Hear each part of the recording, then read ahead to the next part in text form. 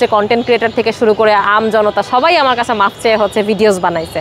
So তখন আমি definitely right ছিলাম জন্যই পরবর্তীতে আমার কাছে মাফ চেয়ে ভিডিও বানাইছে। আর একদমই না ভাইরাল মানুষ জোর করে।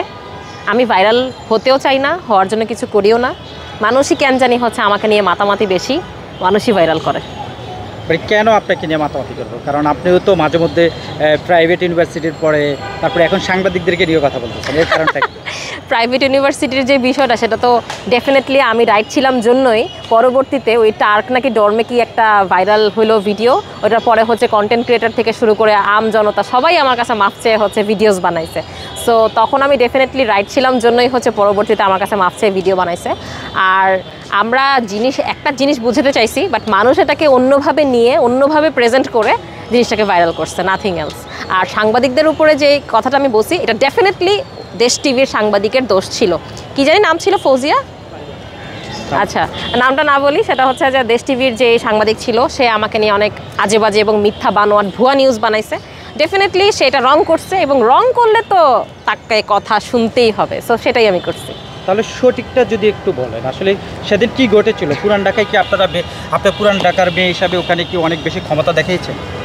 আপনারা আমার যে ভিডিওটা 30 মিনিটের, সেটা ভিডিওটা দেখলেই বুঝতে পারবেন যে আমি শুরুতেই ভাইয়াকে বলছি যে ভাইয়া আমরা শুনি নেই যে আপনি আমাদেরকে থামতে বলছেন, বরং আমার কাছে ভিডিও ক্লিপ আছে যে ভাইয়া দেখছে যে আমরা গাড়ি বের করতে পারতেছি না তার বাইকের কারণে, সে দাঁড়িয়ে অযথাই মোবাইল টিপতে সময় নষ্ট করতেছিল।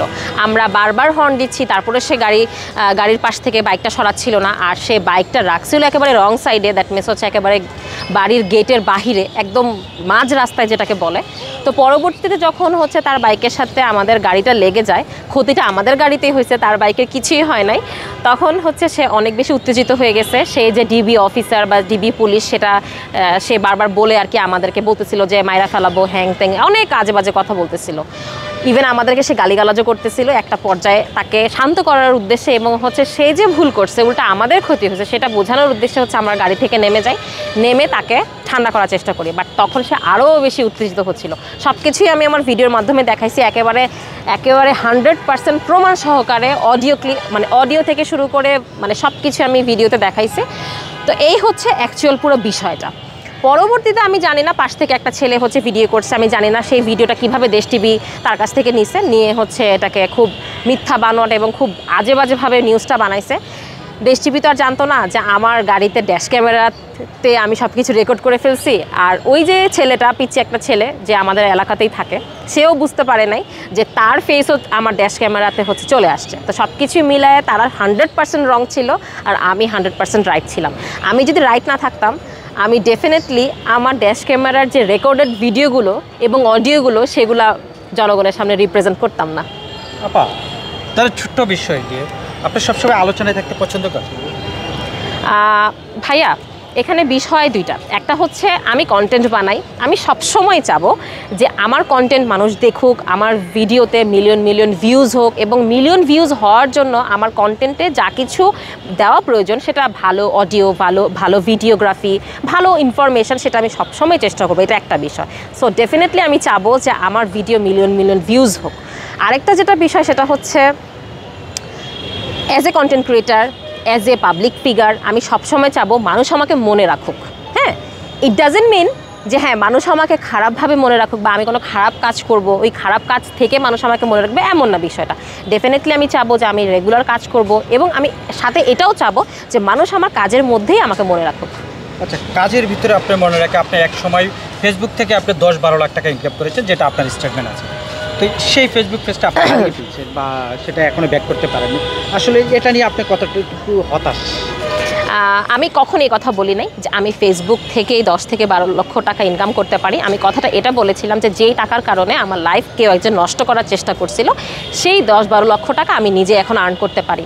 এটা আমি কখনোই কোথাও উল্লেখ করি নাই যে শুধুমাত্র ফেসবুক থেকে বা স্পেসিফিক কোনো কিছু। এটা প্রথম কথা। দ্বিতীয় কথা হ্যাঁ, পেজ আমার চলে গিয়েছিল 15 এপ্রিল রাত 8টার দিকে।